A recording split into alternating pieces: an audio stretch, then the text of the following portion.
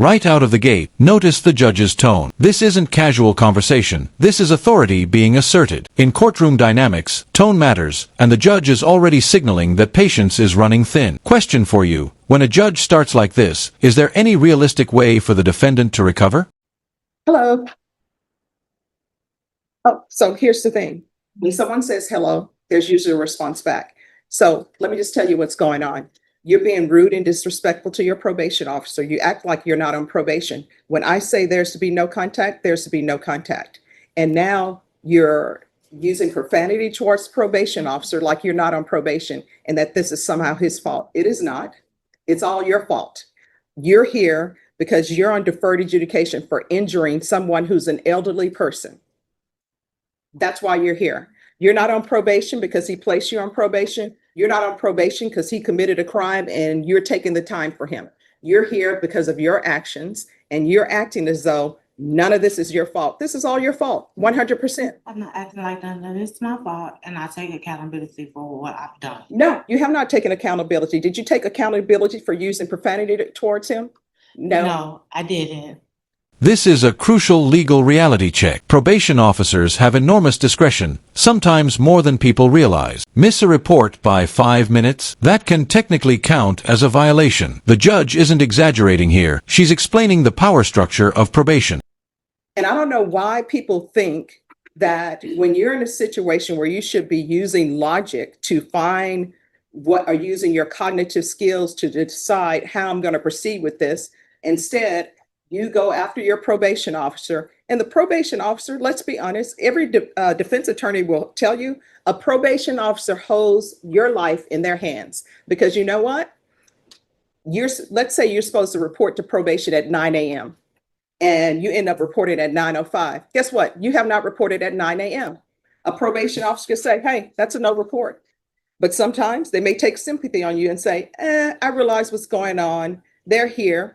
But they don't have to do that. Yes. And you using profanity towards a probation officer is not helping your case at all. And I understand that. And the reason why I did. Here's where things start to snowball. The defendant believes she followed instruction, but the judge is reframing the issue. Intent doesn't erase impact. This is a classic courtroom moment. Two people talking about the same events, but living in completely different realities. And I just said the F word because he called me a liar.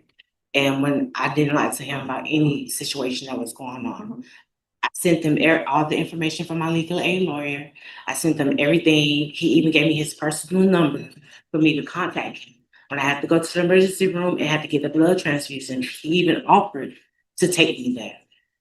He called. This is not your blood. This is not about your blood. I know it's not about my blood, but it's he basically, when I went to go see him, he was telling me that I lied to him, which I never lied to him about anything. No. This starts with you wanting to go to a location where I said you are not allowed to have contact. That's where all of this came up. Then everything snowballs into something else. Yes, ma'am. And I did exactly what you told me to. I didn't go to that location.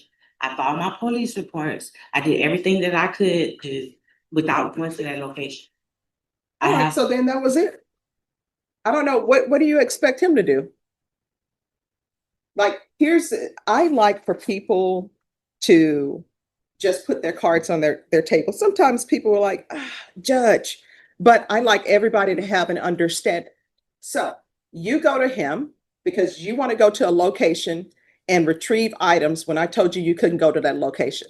So we're back to the point. What did you want him to do? I asked him, was there any assistance or any way that I could? He told me, I don't know. He told me he didn't know, he couldn't help me. So I didn't have no other choice but to call the police, make a police report. I had my daughter, she's 16 years old, to go there. When she went there, she took pictures of everything that was outside. Important clarification. A probation officer's job is supervision, not problem-solving life logistic. Anything beyond enforcing conditions is optional, not guaranteed. This misunderstanding gets people violated all the time, and the judge is making that painfully clear. All right, so again, what did you want him to do? He said, hey, I don't know. There's nothing I can do for you. When I contacted Ms. Adams, she told me to ask my probationer if there's any assistance that he can help me or provide without going to that location. And he's saying no. And he said no, and I told him I don't have no other choice. My children is 16 and 18. They didn't have the money. They don't have money for you all. My daughter just quit her job because no one was able to take her to work. So I didn't have nobody else to help me get So any. again, I don't know how this translates into you using profanity against him. He's like, I can't help you. And honestly, it's not his job to help you get your things. Really, you know what a probation officer's job really is? And they'll correct me if I'm wrong, but their job is to make sure that you abide by your conditions. Everything else that they're doing is just extra, but that's not their job. It's not, for example, if you can't pay your utilities, it's not their job to find places for you to pay utilities. They'll do it. They'll say, here's some places that you can call. But that's not his job. And if he tells you, I can't help you with getting your things, again, we're back to the point. He says, I can't help you. So what do you want him to do? He's like, I can't help you. And How does that translate into using profanity against him? And then telling him, sending him an email, telling him all this is his fault and it's on his shoulders. It's not. All of this happened because of you. Guess what? You can't go to that location because you injured an elderly person. That's why it's all your fault. And there are consequences for all our actions. It is. And I communicated with him. I told him everything. I sent every case number. I even sent him my legal aid information. I sent everything. I tried to do everything the right way before it even went out of hand. But see, here's what you don't understand, and you're not internalizing what I'm saying. He is telling you, I can't help you with that. And you still keep going back to him. He's already told you, I can't help you with that. Giving him numbers to your legal aid, giving him numbers to this person saying, we're trying to help her get her things. He can't help you with that. His whole role is to supervise you on probation. That's it.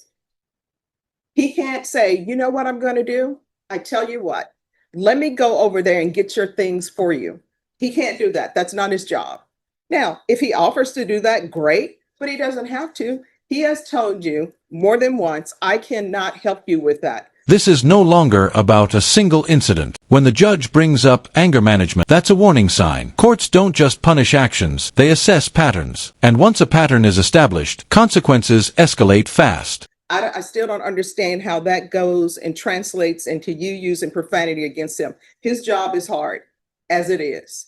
And then to have somebody come in and use profanity against them, that's an issue. And then to have you go into that location when you know you're not supposed to, that's an issue. I never did go to the location.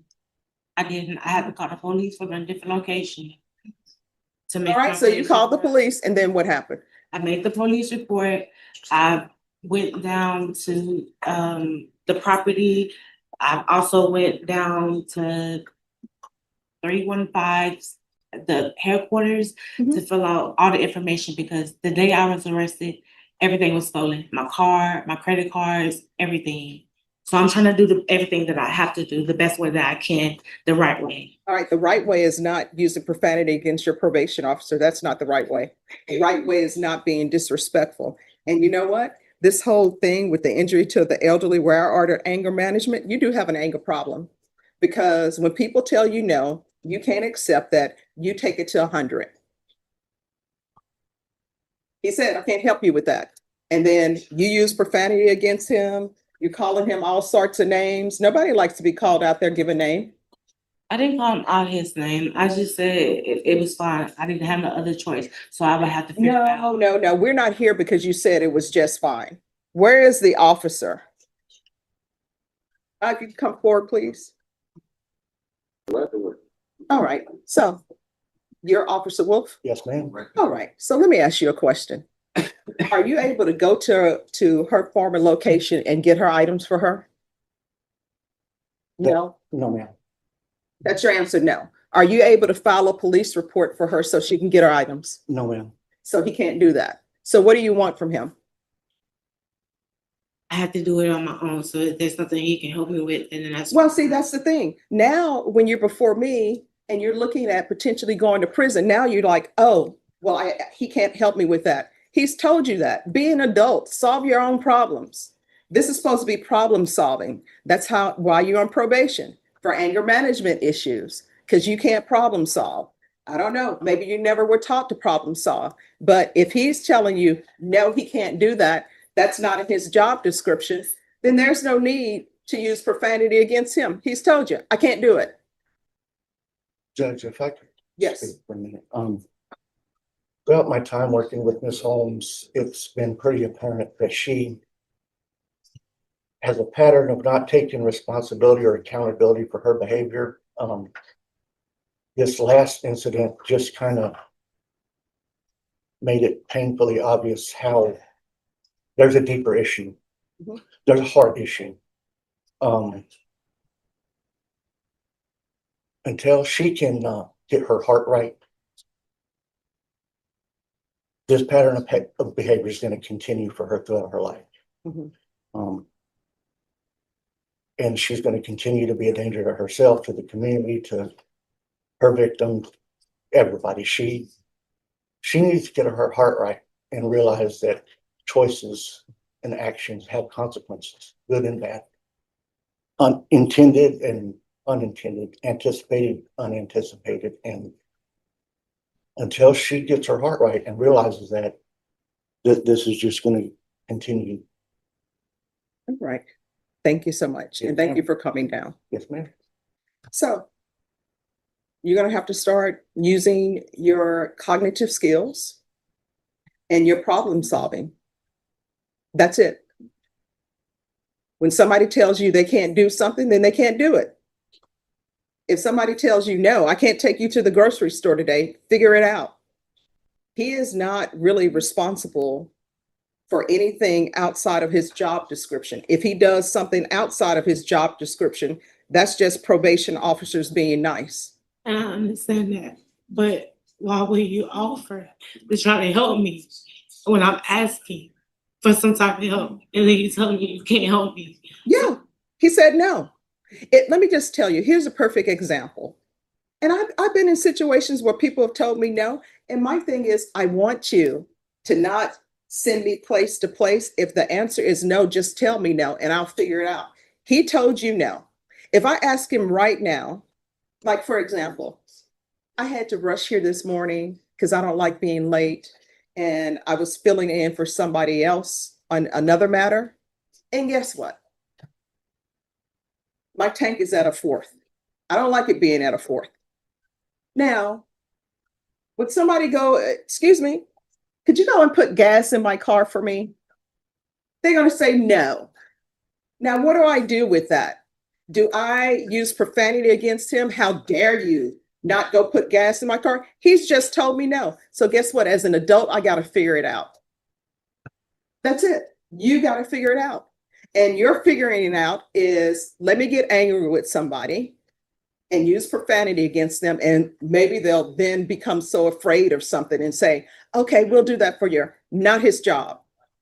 And I can tell you right now, if you don't start treating people with respect, one, you're not going to get anywhere, because when you disrespect people, they don't want to help you. This is the final warning moment. The judge openly admits she considered revocation, which could mean prison, but chose a compliance hearing instead. That's mercy wrapped in a hard lesson. So here's the real question. Will this be the wake-up call, or just another missed chance?